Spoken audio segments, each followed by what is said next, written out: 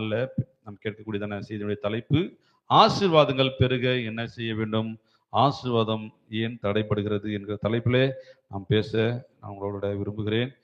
இப்பொழுது கூட நம்ம வாசிக்க திருப்பிக் கொள்வோம். ஆதியாகமத்தின் புஸ்தகம் 26:13 வசனம். அவன் ஐஸ்வர்யவனாகி வர வர விருத்தி அடைந்து மகா பெரியவன் ஆனான். அல்லேலூயா.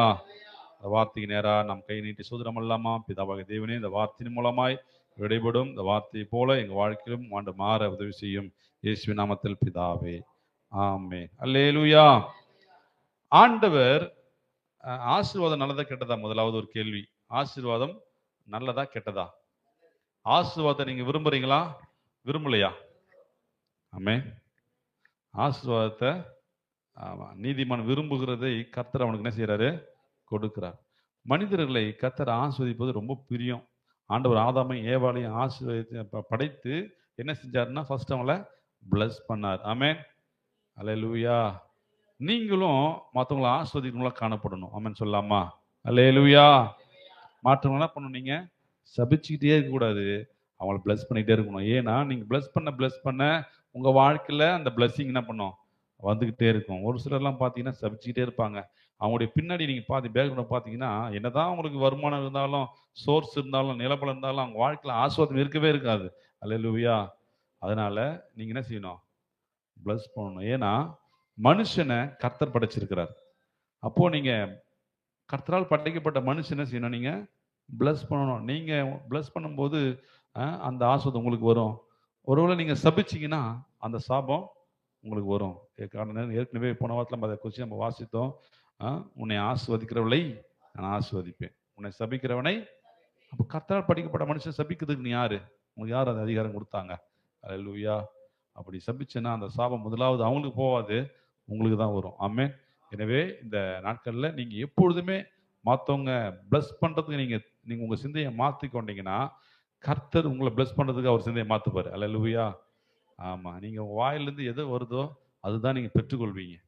உங்க வாயிலிருந்து எது பிறக்குதோ, எது உச்சரிக்குதோ, எது உங்க காது கேட்குதோ அதுதான் உங்க வாழ்க்கையில் நடைபெறும். நான் சொல்றது புரியுதுங்களா? இது ஒரு வித்தியாசமா இருக்கும் கேட்கறதுக்கு, ஆனா இதான் உண்மை.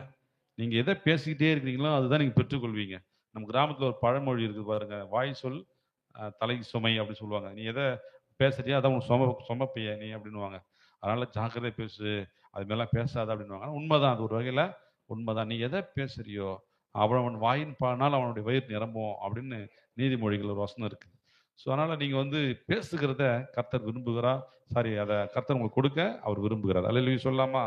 இங்க வசனம் சொல்கிறது, அவன் ஐஸ்வர்யவனாகி வர வர விருத்தி அடைந்தான். ஆமென். அவன் மகா பெரியவனானான். ஆண்டுடைய பிள்ளைகளை கர்த்தர் எப்பொழுதுமே ஆசீர்வதிக்க விரும்புறாரு.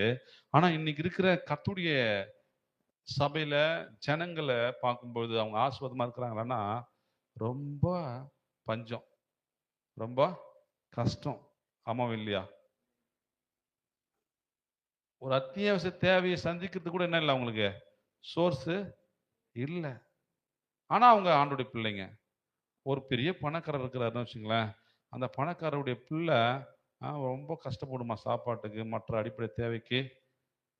அவங்க அப்பா விடுவாரா? அந்த பிள்ளைக்கான எல்லா காரியங்களும் கொடுப்பாரு இல்லையா? அப்போ உண்மையாவே அந்த ஒரு இன்னொரு பிள்ளை இருக்குது. அந்த பிள்ளை ஒரு பெரிய பணக்காரர் அவர் எங்க அப்பா, அவர் எங்க அப்பான்னு அப்படி சொல்லுது. ஆனா அந்த பிள்ளை வாழ்க்கை எப்படி இருக்குதுன்னா ஆஸ்வதமே இல்லை. காரணம் என்னன்னா, அவர் உண்மையாவே அந்த பணக்கார அப்பாவுக்கு பிறகல. அந்த பணக்கார அப்பாவுக்கு ஒரு பிள்ளை இல்லை. ஆனா இவர் மட்டும் சொல்லிக்கிறாரு, அம்பானி தான் எங்க அப்பா. நீங்க சொல்றீங்க அம்பானி தான் எங்க அப்பா அப்படின்னா அவர் உங்களுக்கு கொடுப்பாரா? ஒரு சில கிறிஸ்தவர்கள் இப்படிதான் இருக்கிறாங்க. நான் சொல்றது புரியுதுங்களா? உண்மையாவே பரலோக தகப்பனுக்கு அவங்க பிள்ளையா அவங்க மாறினாங்கன்னா ஆட்டோமேட்டிக்கா கர்த்தர் அவங்களை பிளஸ் பண்ணிட்டே இருப்பார். அல்லேலூயா. சாட்சி சொன்னாங்க பார்த்தீங்களா? கர்த்தர் எங்களை என்ன செஞ்சாரு? இப்படி எங்களை பிளஸ் பண்ணாரு. காரணம், கர்த்தரை நீ பிடித்து கொள்ளும்போது நீ ஆசீர்வாதத்தை தேடி போக வேண்டிய அவசியமே இல்லை. ஆசீர்வாதம் உன்னை தேடி உக்காரும். ஆமென் சொல்லலாமா? அல்லேலூயா. வீட்டை சுத்தம் பண்ணு, அப்பதான் லட்சுமி உள்ள வரும் அப்படின்றது ஒரு பழமொழி இருக்குது. உன் உள்ளத்தை சுத்தப்படுத்தணும்னா ஆண்டவர் உனக்குள்ள வருவாரு. அவர் உங்க கூட வந்துட்டாருன்னா எல்லாமே உன்னை தேடி வர ஆரம்பிக்கும். அல்லேலூயா சொல்லாமா? அல்லேலூயா. ஏன் ஆசீர்வாதம் தடைப்படுது? ஏன் ஆசீர்வாதம் நமக்கு பெருகல? இந்த மனுஷனை ஆசீர்வதிக்கிற ஆண்டவர் நம்மளை ஆசீர்வதிக்க மாட்டாரா? அவர் ஈசாக்கு மட்டும்தான் ஆண்டவர். நம்ம பாடும்போது பாடணும், ஆபிரகாமின் தேவன், ஈசாக்கின் தேவன், யாக்கோபின் தேவன், நம்முடைய தேவன் பேசணும்ல. அப்ப ஆண்டவர் ஆபிரகாம் ஆசீர்வதிச்ச மாதிரி ஏன் நம்மளை ஆஸ்வதிக்க மாட்டாரு? அவரு ஈசாக்கு ஆசீர்வதிச்ச மாதிரி ஏன் நம்மளை ஆஸ்வதிக்க மாட்டாரு? போன வாரம் யாக்கோபை குறித்து பார்த்தோம். யாக்கோபு எப்படி ஆண்டு ஆசீர்வதிச்சிருந்தாரு? 2 பரிவாரங்கள், 2 பரிவாரம்னா ஒருத்தர் இப்படியே பேசுறாரு, அவரு வேத பண்டிகர், அவருக்கு 2 பொண்டாட்டி, அதனால தான் அப்படி பேசுறாரு. அப்படி இல்லை. இது பரிவாரம் என்பது ஒரு பெரிய கூட்டம். ஒரு பக்கம் மக்கள் கூட்டம், இன்னொரு பக்கம் அவருடைய ஆசீர்வாதங்கள், ஆடு மாடுகள், மிருக ஜீவனுக்கு வேலைக்கார வேலை. இது ஒரு பக்கம். கர்த்தர் 2 கொடுத்தாரு. அல்லேலூயா சொல்லாமா? அல்லேலூயா. உன் வாழ்க்கையில கர்த்தர் உன்னை இடதுபுறமும் ஆஸ்வதிப்பார், வலதுபுறமும் இடதுபுறம் இது, வலதுபுறம், இடதுபுறமும் ஆஸ்வதிப்பார், வலதுபுறமும் ஆஸ்வதிப்பார். ஆமன் சொல்லாமா? அவர் விருப்பம் உண்டு. நீதிமான ஆஸ்வதிப்பது கர்த்தருக்கு பிரியம், இஸ்ரவேலை ஆஸ்வதிப்பது கர்த்தருக்கு பிரியம். அநேக காரியம் குறித்து ஆசீர்வாதம் குறித்து நிறைய பைபிள்ல அநேக இடங்கள் இருக்குது. ஆனா நம்ம வாழ்க்கையில ஏன் ஆசீர்வாதம் இல்லை? அல்லேலூயா. ஈசாக்கு வாழ்க்கையில மட்டும் ஏன் இவ்வளோ ஆசீர்வாதம்? அவன் ஐஸ்வர்யவனாகி வர வர எப்படி இருக்கு? வர வர 2025 காட்டிலும் 26 எப்படி இருந்தது? மாற்றம் இருக்கணுமா இருக்கக்கூடாதா? நீ வளரணும். ஐயோ 25 விட 26 மிக மோசமான நிலை போச்சுன்னா ரொம்ப கஷ்டம். யோசிக்கணும். ஆமே. அப்போ நம்முடைய வளர்ச்சி எது தடை செய்யுது? ஒரு ஒரு செடி வச்சிருக்கிறீங்க, போன வருஷம் நல்லா வளர்ந்தது, இந்த வருஷம் பார்த்தா வளர்ச்சி கொஞ்சம் கம்மியா இருக்குது. அப்ப நம்ம செக் பண்ணி பார்க்கணும்ல, என்ன என்ன என்ன என்ன தடை? ஏதோ தண்ணி சரியா போகல, அந்த காவாயில ஏதோ பிரச்சனை இருக்குது, அந்த செடிக்கு கொடுக்க வேண்டிய உரம் கொடுப்பதுக்கு எது தடை இருக்குது. ஆமென் சொல்லாமா? நான் பேசுறது புரியுது? ஆமென். நான் நீங்க 2026ல பிளஸ்ஸிங் ஆகணும்னு நான் விரும்புறேன். ஆமென். அப்போ நம்ம அந்த தவறு நம்ம சரி செய்யலைன்னா, அது சரி செஞ்சாதான் அந்த பிளஸ்ஸிங் வரும். சரி செய்யலைன்னா வருமா? நம்ம வரவே வராது. ஆமென். அப்போ அங்க எங்க ஓட்டை இருக்குது, அந்த ஓட்டை என்ன பண்ணணும்? சரி செய்யணும். அல்லேலூயா. அந்த கோணலான பகுதிகள் சரி செய்யப்படணும். நிலம் ஒரு இடத்துல இருக்கும், மோட்டர் செட் ஒரு இடத்துல இருக்கும். அங்கேருந்து தண்ணி பார்த்தா நிலத்துக்கு பாஞ்சிட்டு வந்துட்டே இருக்கும். வந்துட்டே இருக்கும்போது பார்த்தீங்கன்னா, அந்த குறிப்பிட்ட நிலத்துல போயிட்டு தண்ணி அந்த போய் சேராது. வாய்க்கால் வழியா வரும்போது அந்த இடத்துல போய் என்ன பண்ணாது? போய் சேராது. அப்போ இன்னும் தண்ணி வரலையே அப்படின்னு என்ன பண்ணுவாங்க? அந்த விவசாயி பார்த்தோன்னா அந்த அந்த அந்த காவா வழியா போயிட்டே இருக்கும்போது பார்த்தோன்னா, எங்கேயோ ஒரு இடத்துல உடச்சின்னு போயிருக்கும். அந்த நமக்கு வர வேண்டிய அந்த தண்ணி வேற விதத்துல நம்ம உடச்சின்னு போயிருக்கோம். போய் அந்த அந்த என்ன சொல்லுவாங்க? மடைய என்ன செய்வார்? போயிட்டு கட்டுவாரு. கட்டிட்டு அப்புறம் என்ன பண்ணும்? அங்கேருந்து வந்து அப்புறம் பார்த்தா ஒரு இடத்துல ஒரு நாள் மணி வராது. 2 நாள் பார்த்தா ஒரு இடத்துல புல்லு அப்படியே அடைச்சுன்னு இருக்கும். அந்த இடத்துல அந்த புல்லாம் செதுக்கி என்ன பண்ணுவாரு? அப்படியே கொண்டு வந்தா அந்த பாத்திக்கு கரெக்டா அந்த செடிகளுக்கு பாயும். செடிகள் புஷ்டி அடையும். அதுக்கப்புறம் அது பலன் கொடுக்கும். அல்லேலூயா. இன்னைக்கு நம்முடைய வாழ்க்கையில கர்த்தர் ஆசீர்வாதத்தை கொடுத்துட்டாரு. ஆனா அது என்ன ஆகல? நம்மளை ரீச் பண்ணல. காரணம் எங்கேயோ ஒரு பக்கம் உடச்சின்னு போகுது. ஆமே. யாரோ ஒருத்தன் உடச்சி என்ன பண்றான்? ஒரு பக்கமா கொண்டு போயிட்டு இருக்கிறான். அதை நம்ம என்ன பண்ணணும்? போயிட்டு சரி அது போறது போட்டோம், எனக்கு வரட்டும் அப்படின்னு நினைக்கக்கூடாது. அதை கண்டிப்பா சரி செய்யணும். நீங்க அப்படி நினைச்சீங்கன்னா நம்ம என்னது? முட்டாள். அல்லேலூயா. ஆவிக்குரிய முட்டாளாக நம்ம என்ன செய்வோம்? காணப்படுவோம். அந்த அந்த அந்த காரியத்தை ஒரு ஓட்டத்தை நான் போனா போகுது அப்படின்னு விட்டுறக்கூடாது. ஒரு ஓட்டையா இருந்தாலும் என்ன பண்ணாத? அடைக்க வேண்டும். 5 ஓட்டை இருக்கும் ஒரு சிலருக்கு. 5 அந்த அந்த காவாயில அந்த 5 ஓட்டை என்ன செய்யணுமா? அதை அடைத்து சரி செய்து கொண்டு வரும்போது அந்த தண்ணி என்ன பண்ணும்? கரெக்டா சேரும். அல்லேலூயா. அல்லேலூயா. சொட்டு நீர் பாசனம்னு ஒண்ணு இருக்கு. அதுல பாத்தீங்கன்னா மருந்துலாம் தெளிக்க, அந்த மருந்துலயே அந்த இதுல டேங்க்ல கலந்து என்ன பண்றோம்? விட்டுருவாங்க. அந்த தண்ணியோட கூட என்ன பண்ணும்? அந்த மருந்தும் சேர்ந்து வரும். சில தண்ணிகளை பார்த்தா உரமும் சேர்ந்து வரும். ஐயோ அப்படின்னு விட்டுறக்கூடாது. அதையும் என்ன பண்ணணும்? நம்ம சரியா இது பண்ணணும்னா 2மே சேர்த்து என்ன பண்ணலாம்? அந்த செடி ரிசீவ் பண்ணும். அல்லேலூயா. அப்ப இன்னைக்கு கர்த்தர் நம்மளை ஆஸ்வதிப்பது தான் பிரியம், நம்மளை பிளஸ் பண்ணுவது தான் பிரியம், நம்மளை உயர்த்துவது தான் பிரியம். ஆனா ஏதோ ஒரு இடத்துல ஒரு சிக்கல் இருக்கிறது. ஆமென்னு சொல்லாமா? சரி, ஆண்டவர் ஈசாக்க ஆசீர்வதிக்கிறதுக்கு அவர் என்ன செஞ்சார்? அவர் ஏதோ ஒரு வழிமுறை செஞ்சிருக்கிறதுனால தான் அவர் ஆசீர்வதிச்சார் இல்லையா? ஆமாவா இல்லையா? ஆமென். இங்க பாத்தீங்கன்னா அந்த 13 வருஷம் அவன் ஈசாக்கு வைஸ்வரியவனாகி வர வர விருத்தி அடைந்து மகா பெரியவனானார். இவனை பார்த்து நீங்க அதுக்கு அடுத்த வசனம் வாசிங்கன்னா ம் ம் ம் பெலிஸ்தர் அவன் மேல் என்ன செஞ்சாங்க? பொறாம கொண்டாங்க. நீ ஆஸ்வதிக்கப்பட்டா மற்றவங்க சந்தோஷப்படுவாங்களா? பொறாமப்படுவான். அல்லேலூயா. நேற்று எங்கள் மாமா பையனை அவனுக்கு சோத்திரம் சொல்கிறேன், திரும்பிக்கிறான் அப்படியே. என்னடா அவன் நல்லா பேசுவான், மணிகளில் பேசுவான், போனா திரும்பி பேசவே இல்லை. இப்போதான் தெரியுது அவர் என்ன பண்ணுறாரு, நம்ம மேலே பொறாமப்பட்டு கொண்டிருக்கிறாரு. அல்லேலூயா. கர்த்தர் மற்றவங்க உன மேலே பொறாமப்படுற அளவுக்கு தான் உன்னை ஆஸ்வதிப்பார். அல்லேலூயா. அப்போ நீ தெரிஞ்சுக்க வேண்டியது கர்த்தர் என் கூட தான் இருக்கிறாரு. ஆமென். மற்றவங்க உன்னை பார்த்து பொறாமப்பட்டாலே நீ தெரிஞ்சுக்கணும், கர்த்தர் என் கூட இருக்கிற. உன் வேலையை பார்த்து பொறாமப்படுவான், உன் பிள்ளைகளை பார்த்து பொறாமப்படுவான், உன் வீட்டை பார்த்து பொறாமப்படுவான், நீ செய்கிற ஆமா எல்லாவற்றையும் பார்த்து பொறாமப்படுவான். கர்த்தர் உங்களோட இருந்து உன்னை ஆஸ்வதிக்க ஆரம்பிக்கிறார். அல்லேலூயா சொல்லாமா? சரி, முதலாவது ஆஸ்வதிக்கப்படுவதற்கு நம்ம செய்ய வேண்டிய காரியம், முதல் ஈசாக்கு செஞ்ச என்ன தெரியுமா செஞ்சாரு? 24ஆம் அதிகாரம் 63ஆம் வசனத்தை நீங்க வாசிக்கும் பொழுது, ஈசா கிட்ட ஒரு குணாதிசயம் இருந்ததுங்க. என்ன குணாதிசயம் அப்படின்னா, வாசி கேட்போம். 24:63. ஈசாக்கு சாயங்கால வேளையில தியானம் பண்ண வெளியில போயிருந்து போதும். ஈசாக்கு ஒரு குணாதிசயம் இருந்துச்சு. என்ன பழக்கம் அப்படின்னா, எப்ப பார்த்தாலும் சாயங்காலமான தனியா போய் என்ன பண்ணுவாரு? ஜெபம் பண்ணுவாரு. ஆமென் சொல்லாமா? ஒரு ஜெபிக்கிற மனிதன் ஆசீர்வாதங்களை என்ன செய்யறான்? சுதந்தரிக்கிறான். நீதிமானத்தான் கர்த்தர் ஆஸ்வதிப்பார். துன்மார்க்கன் ஆஸ்வதிப்பாரா? ஆஸ்வதிக்க மாட்டார். துன்மார்க்கன் ஆசீர்வாதங்களை சேர்த்தாலும் அது யாருக்கு வரும்? நீதிமனுக்கு வரும். வசனம் சொல்லுது, துன்மார்க்கன் நீதிமனுக்காக என்ன செய்யறான்? ஆசையை சேர்த்து வைக்கிறான். அல்லேலூயா. நீ ஜெபிக்கிற, வீட்டுல உட்கார்ந்துட்டு இருக்கிற, நீ கர்த்தரை தேடுற, நீ வேலைக்கு போனலாம் கூட, நீ ஜெபம் பண்ணனா துன்மார்க்கம் ஒருத்தன் வேலைக்கு போய் உனக்கு நான் சேர்த்து வச்சுட்ட கர்த்தர் உனக்கு கொடுப்பாரு. ஆமென் சொல்லாமா?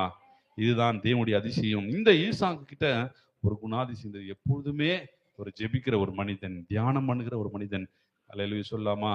தேவனுடைய பிரசன்னத்தை உணர்கிற மனிதன். ஜெபிக்கிறதுல 2 விதம் இருக்குதுங்க. 2 விதம் இருக்குது. ஒண்ணு, உணர்வே இல்லாம சும்மா இயேசுவே சோதனம், நான் இன்னைக்கு வேலைக்கு போறேன் சோதனம், இன்னைக்கு இது பண்ணுங்க சோதனம் அப்படின்னு சொல்லிட்டு போறது இருக்குது. உணர்வோடு ஒரு அப்பா, ஒரு உறவு இருக்குல்ல. இப்போ உதாரணத்துக்கு உங்கள்கிட்ட பேசுறேன், நல்லா இருக்கீங்களா, எப்படி இருக்கிறீங்க, சரி ஓகே, நான் சாப்பிட்டேன், நீங்க சாப்பிட்டீங்களா, சரி வச்சுட்டா அப்படி சொல்றதுக்கு எப்படி இருக்குது? நீங்க எப்படி நல்லா இருக்கீங்களா, உங்களை பார்த்து ரொம்ப நாள் ஆச்சு, வாங்கலாம் வீட்டுக்கு வாங்கலாம், வந்து சாப்பிட்டு போங்களேன், அப்படி ஒரு அன்பா பேசுறது எப்படி இருக்குது? ஒருத்தருக்கு பேசும்போதே இவங்க எப்படா வைப்பாங்க அப்படின்ற மாதிரிலாம் நமக்கு தோணும் பார்த்தீங்களா? அந்த மாதிரி பேசக்கூடாது ஜெபத்துல. அல்லேலூயா. உண்மையா அதாவது ஜெபத்துக்கு நேரமே இல்லை. ஜெபத்துக்கு நேரமே இல்லை, இவ்வளவுதான் அளவு அப்படின்னு கிடையாது. உங்களுக்கு எவ்வளவு உங்க உணர்வு இருக்குதோ, 5 நிமிஷம் இருந்தாலும் சரி உணர்வோடு ஜெபிக்கணும், 5 மணி நேரம் இருந்தாலும் உணர்வோடு ஜெபிக்கணும். அல்லேலூயா. பாட்டு பாடுவாங்க பாருங்களேன், அப்படி உணர்வே எல்லாம் போடுவாங்க. ஊற்று தண்ணீரே எந்த தேவ ஆவியே, ஜீவநதியே என்னில் பொங்கி பொங்கி வா. இப்படின்னா ஊட்ட தண்ணி வருமா? பொங்குமா? அல்லேலூயா. ஆசீர்வாதியும் என்னே கர்த்தரே அப்படின்னு கத்தி கத்தி பாடினாலும் உணர்வோடு பாடினாதான் கர்த்தர் பிளஸ் பண்ணுவார். நான் சொல்றது புரியுதுங்களா? நான் அதை கிண்டல் பண்ணல, அதை நம்ம சிந்திக்கணும். அல்லேலூயா. ஊற்று தண்ணீரே எந்தெந்து, நீ சொல்லும் போதே நீ உணரும் போதே உனக்குள்ள ஏதோ ஒன்று ஊற்றப்படும். ஆமென் சொல்லாமா? அப்போ உணர்வோடு பாடணும், ஆவியோடு பாடணும், கருத்தோடு பாடணும். கருத்தோடு பாடுறது என்னன்னா, இசைக்கு ஏற்ற மாதிரி பாடணும், தாளத்துக்கு ஏற்ற மாதிரி பாடணும். கருத்தா போறது ஆவியோடு பாடுறது தான் உணர்ந்து அந்த அந்த உணர்வோடு பாடணும். அதுல சொல்லாமா? அப்போ இந்த ஈசாக்கு எப்பொழுதும் ஜெபிக்கிற ஒரு மனிதனாக இருந்தபடினாலதான் ஆசீர்வாதங்களை சுதந்திரிக்கிற ஒரு மனிதனாக அவன் மாறினான். இன்னைக்கு ஏன் நம்ம வாழ்க்கையில ஆசீர்வாதம் தடைப்படுது? ஏன் கர்த்தர் ஆசீர்வதிக்க மாட்டாரு அப்படின்னா, நம்ம கிட்ட என்ன இருக்குது? ஜெபக்குறைவு இருக்கு. அல்லேலூயா சொல்லாமா? அதை நம்ம ஒத்துக்கணும். இல்லைங்க, நான் ஜெபம் பண்றேங்க, நீ ஜெபம் பண்ணா கர்த்தர் பிளஸ் பண்ணுவார். என் நாமத்தினால் நீ எதை கேட்டாலும் அதை நான் உனக்கு தருவேன், செய்வேன்றார். ஏன் செய்யல? அப்ப ஏதோ ஒரு விஷயம் தடை இருக்கிறது. அல்லேலூயா. ஆமா, இந்த ஈசாக்கு ஜெபிக்கிற ஒரு மனிதன். அதனாலதான் அவன் ஐஸ்வர்யவானான், வர வர விருத்தி அடைந்தான். ஒவ்வொரு நாளும் விருத்திங்க. அப்ப என்ன செய்யணும்? ஒவ்வொரு நாள் என்ன பண்ணணும்? வாரத்துக்கு ஒரு முறை ஜெபம்னா போதும், நாத்திக்க மாட்டோம் அப்படின்ற கூடாது. ஒவ்வொரு நாளும் காலையில் தூங்கி எழுந்துக்கும் போது நீங்க பேசக்கூடிய வார்த்தை யார்கிட்ட நம்ம பேசணும்? கடவுள்கிட்ட தான் பேசணும். அல்லேலூயா. தூங்கி எழுந்துக்கிற வார்த்தை யார்கிட்ட தொடங்கணும்? ஏசப்பான்னு தொடங்கணும். ஏசப்பா உமக்கு நன்றி, இயேசுவே உமக்கு ஸ்தோத்திரம் அப்படின்னு நீங்க தொடங்கும்போது கர்த்தர் உங்களை பார்ப்பார். அல்லேலூயா. அதுக்கப்புறம் தான் மற்றவங்கிட்ட அப்பா அம்மா அக்கா தங்கச்சி மற்றவங்களாம் பேசணும். ஆண்டவர்கிட்ட பேசுங்க. அல்லேலூயா. இதை ஆண்டவர் பார்ப்போம். முதலாவது தேவனுடைய ராஜ்யத்தின் நீதியும் தேடுங்கள், மற்ற இவைகளெல்லாம் உங்களுக்கு கூட நீங்க தேட ஆரம்பிச்சிட்டீங்கன்னா உங்களுக்கு ஆசீர்வாதங்களை நீங்க தேடி போக வேண்டிய அவசியமே இல்லை. உங்களை தேடி வந்துகிட்டே இருக்கும். உங்க வீட்டில் பார்த்தீங்கன்னா குப்பை வருமா வராதா? உங்க வீட்டில் வருமா பாத்திமாக்கா? உங்க வீட்டில் குப்பை வருமா? சரி, பெருக்கிட்டீங்க. காலைல பெருக்கிருப்பீங்க நினைக்கிறேன். பெருக்கிட்டீங்க தானே? பெருக்கிட்டீங்களா காலைல? இப்போ போயிட்டு பார்த்தா குப்பை இருக்குமா இருக்காதா? மறுபடியும் போய் பெருக்குறீங்க, மறுபடியும் குப்பை வருமா வராதா? வந்துகிட்டே இருக்கு. பெருக்க பெருக்க வந்துட்டே இருக்குது. எப்படி வருது குப்பை? மூடி வச்சு சர்ச்சு பாருங்க, எல்லாமே க்ளோசிங் தான் இருக்குது. ஆனா குப்பை வந்துகிட்டே இருக்குது. பெருக்கி பெருக்கி விட்றோம். எங்க தாண்டா வருது இது மண்ணு? எங்க தான் வந்து டஸ்ட்னா கண்டுபிடிக்க முடியல. இந்த டஸ்ட், இந்த குப்பை வந்து பவுல் ஒப்பிட்டாரு. இந்த ஆஸ்தியும் இந்த உலகத்தினுடைய ஐஸ்வர்யமும் இந்த குப்பையை போல இருக்குது. இந்த குப்பையை நீ பெருக்கி பெருக்கி தள்ளனா கூட வருவது போல நீ கர்த்தரை தேடினா ஆஸ்வதம் உன்னை பின்னாடி தேடி வந்துட்டே இருக்கு. நீ வானா வானான்னா கூட உன்னை தேடி தொடர்ந்து வந்துகிட்டே இருக்கும். ஹல்லேலூயா சொல்லாமா? ஹல்லேலூயா. ஏன்னா வாங்க கூட யார் இருக்கிறாரு? நீ கர்த்தர் உனக்கு மெய்ப்பரா இருந்தாருன்னா நன்மையும் கிருபையும் எப்படி தொடரும்? பின்தொடரும். குப்பை எப்படி வந்துட்டே இருக்குது, அது போல உன்னை பின்னாடி தொடர்ந்து வந்துகிட்டே இருக்கும். ஹல்லேலூயா சொல்லாமா? நீ பெருகி தள்ள தள்ள வந்துகிட்டே இருக்கும். ஈசாக்கு ஜெபிக்கிற ஒரு மனிதன். ஆகவே கர்த்தர் அவனை ஆஸ்வதிக்க கர்த்தர் கிருபை செய்தார். 25, 21 வாசிக்க நாம் திருப்பிக் கொள்வோம். ஆதியாகமத்தின் புஸ்தகம் 25ஆம் அதிகாரம் 21வது வசனம். மலடியா இருந்த தன் மனைவிக்காக ஈசாக்கு கர்த்தரை நோக்கி வேண்டுதல் செய்தான். கர்த்தர் அவன் வேண்டுதலை கேட்டறினார். அவன் மனைவி ரெபேக்காள் கர்ப்பம் தரித்தாள். அல்லேலூயா. உங்க வாழ்க்கையில ஒரு பிரச்சனை அப்படின்னா, இப்ப ஈசாக்குக்கு ஒரு பிரச்சனை, போய் மருத்துவரை தேடி போகல, போயிட்டு அந்த ட்ரீட்மெண்ட் பண்ணலாம் இந்த ட்ரீட்மெண்ட் பண்ணலாம்னு யோசிக்கல. அவர் என்ன செய்தாரு? ஜெபம் பண்ணாரு. ஆமென் சொல்லாமா? அல்லேலூயா. சில ஆண்டுகள் மலடியா இருந்தார். உங்க வாழ்க்கையில ஏதோ ஒரு மலட்டுத்தன்மை இருக்குது. ஆசுவாதத்தை பெறக்கூடாதபடிக்கு ஒரு மலட்டுத்தன்மை. சமாதானமே ஒரு வீட்டில் இருக்காது. அது ஒரு மலட்டுத்தன்மை. அந்த வீட்டில் என்ன இருக்காது? சமாதானமே உருவாகாது. எப்போ பார்த்தாலும் சண்டை, சச்சரவு, பிரச்சனை, பிரச்சனை மேல பிரச்சனை வந்துட்டே இருக்கும். அதுல ஒரு மலட்டுத்தன்மை. சமாதானமே அந்த வீட்டில் வராது. அது ஒரு மலட்டுத்தன்மை. அல்லேலூயா. ஒரு சில வீட்டில் ஆசுவாதம், என்னத்தான் சம்பாதிச்சாலும் வீட்டில் ஆசுவாதமே தங்காது. அது ஒரு மலட்டுத்தன்மை. எவ்வளவு உழைச்சாலும் வருமானமே உள்ள வராது. அது ஒரு மலட்டுத்தன்மை. அல்லேலூயா. அவங்க ஆவிக்குரிய வாழ்க்கையில மலட்டுத்தன்மையா இருக்கிறாங்க. இதோ கர்த்தருடைய ஆவியான சொல்றாரு, நீ ஜெபம் பண்ணுனா உன் வீட்டில் இருக்கிற மலட்டுத்தன்மை மாறும். ஆமென். உன்னுடைய வாழ்க்கையில் இருக்கிற மலட்டுத்தன்மை மாறும். இங்க பாருங்க, இவர் ஜெபம் பண்ணாரு. ஆமென். இப்ப நீங்க ஜெபம் பண்ணீங்கன்னா உங்க வாழ்க்கையில கர்த்தர் பிளஸ் பண்ணும். ஏன் ஆசீர்வாதம் தடைப்படுது? ஜெபம் இல்லை. உண்மை இன்னைக்கு யோசித்து பாருங்க. நான் யாரையும் கை தூக்க சொல்லல. நீங்க உண்மை இன்னைக்கு ஜெபம் பண்ணீங்களா? அல்லேலூயா. ஒவ்வொரு நாளும் நீங்க கர்த்தரை ஜெபம் மாட்டீங்களா? நான் சொல்றேன், நீங்க செஞ்சுக்கிட்டே வாங்க. ஆமென். ஒரு நாள் ஜெபம் பண்ணிட்டு உடனே என்ன பண்ணக்கூடாது? ஆசீர்வாதத்தை பார்த்துக்கூடாது. ஒரு விதையை போட்டுட்டு தண்ணி ஊத்திட்டு உடனே நோண்டி பார்க்கலாமா? மரவள்ளிக்கிழங்கு வந்துச்சா?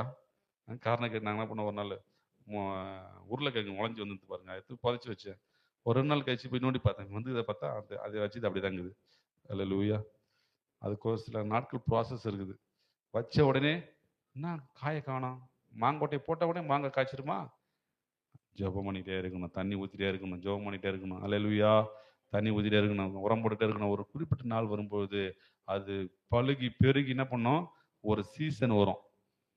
அந்த சீசன்ல உன்னால முடியாத அளவுக்கு அந்த அளவுக்கு காய் காய்க்கும். அல்லேலூயா. உதய பிரதர் வீட்டில் ஒரு மரங்குது. அவங்க வீட்டில் அந்த சீசன் டைம்ல பயங்கரமா காய் காய்க்குமா. ஆனா இப்போ அந்த செடினா இருக்குது, பூச்சி அடிச்சிருக்குது. அது என்ன பண்ணணும்? மருந்து கொடுக்கணும். அப்பதான் அது என்ன ஆகும்? சீசன் டைம்ல காய் காய்க்கும். மருந்து கொடுக்காம காய் காய்க்குமா? அப்போ நம்ம வாழ்க்கையில ஜெபிச்சோன்னா கர்த்தர் நம்முடைய வாழ்க்கையில தன் காலத்தில் தன் கனியை கொடுக்கிற அனுபவத்தை கர்த்தர் உங்களுக்கு தருவார். அல்லேலூயா. நீதிமான கர்த்தர் எப்படி ஆசீர்வதிக்கிறாருன்னா, அவன் சீசன் தவறாம கனி கொடுப்பான். நான் சொல்றேன், நீங்க சீசன் தவறாம கனி கொடுப்பீங்க. அல்லேலூயா. சீசன் தவறி கனி கொடுத்தா பிரயோஜனங்குதா? கனி கொடுத்தது கூட சீசன் தவறி கொடுத்தீங்கன்னா, இப்போ தர்பூசணி இருக்குது, இப்போ போய் வந்தா சாப்பிட முடியுமா? இப்போ இந்த டைம்ல சுடு தண்ணி குடிச்சாலே செட் ஆக மாட்டுது. தர்பூசி இப்போ சாப்பிட்டா அவ்வளவுதான். ஒரு வாரம் நம்ம படுத்த படுக்க இருக்க வேண்டியது தான். காய் காய்க்கிறது முக்கியம் இல்லைங்க. சீசன்ல காய் காய்க்கணும். வெயில் டைம்ல வெயிலுக்குரிய கனிகள் வரணும். மழை டைம்ல மழைகளுக்குரிய கனிகள் வரணும். அல்லேலூயா சொல்லாமா? அல்லேலூயா. இந்த ஈசாக்கு ஜெபிக்கிறவனாய் காணப்பட்டபடினால கர்த்தர் அவனுடைய வாழ்க்கையில ஆசீர்வாதத்தை கொடுத்தார். அவன் ஐஸ்வர்யவனானான். வர வர வர வர விருத்தி அடைந்தான். அல்லேலூயா. சாலையில் இருக்கிற இயேசுவரியத மக்கள்லாம் இப்படியே பேசிக்கிறாங்களாம். இப்படிதான் சொன்னார் ஒரு நாள். அங்கே நானும் நிறைய பேர் சொல்லி கேள்விப்படுகிறேன். அங்கெல்லாம் இயேசு ஆண்டோட சர்ச்சுக்கு போகணும், சர்ச்சுக்கு போகிற பிள்ளைங்களை பார்த்தாலும் ஒரு மாதிரி பார்ப்பாங்களாம். என்ன காரணம் அப்படின்னா, அங்கே ஒரு சில குடும்பம் இருக்குது. அவங்க வாழ்க்கை எப்படி இருக்குதுன்னா, மிக மோசமான நிலையில் இருக்குது. மிகவும் தரித்திரமான நிலையில் இருக்குது. மிகவும் வியாதியான நிலையில் இருக்குது. இவங்கள பார்க்கும்போது அந்த ஊரில் இருக்கிறவங்களாம் என்ன இயேசு கிட்ட போய் என்ன இப்படி இருக்கிறாங்க அப்படின்னு இவங்களால ஆண்டவருக்கு நாம தூசிக்கப்படுது. அல்லேலூயா. நம்ம ஊர்ல கூட ஒருத்தர் ஒரு குடும்பம் இருக்குது. ஆ அவங்களால அவங்களோட வாழ்க்கையில நான் பார்க்குறேன். நாங்க ரட்சிக்கப்பட்டு இத்தனை வருஷம் ஆகுது. நாங்க ரட்சிக்கப்படுறதுக்கு முன்னாடி இருந்து பார்க்குறோம். இப்பயும் பார்க்குறோம். அவங்க நிலைமை அப்படியே இருக்குது. அல்லேலூயா. ஒரு சில குடும்பங்கள் இருக்கிறாங்க. அவங்க வாழ்க்கை இப்படிதான் இருக்கு. காரணம் கர்த்தரால ஆஸ்வதிக்க முடியும். ஏன் அவங்களால ஆஸ்வதிக்கப்படலைன்னா, சர்ச்சுக்கு போறாங்க தான். ஆனா அவங்க என்ன செய்யல? கடவுளுக்கு பிரியமா வாழல. அல்லேலூயா. அவங்க ஜெபம் பண்ணல. ஆமென். சாட்சி உள்ள வாழ்க்கை இல்ல.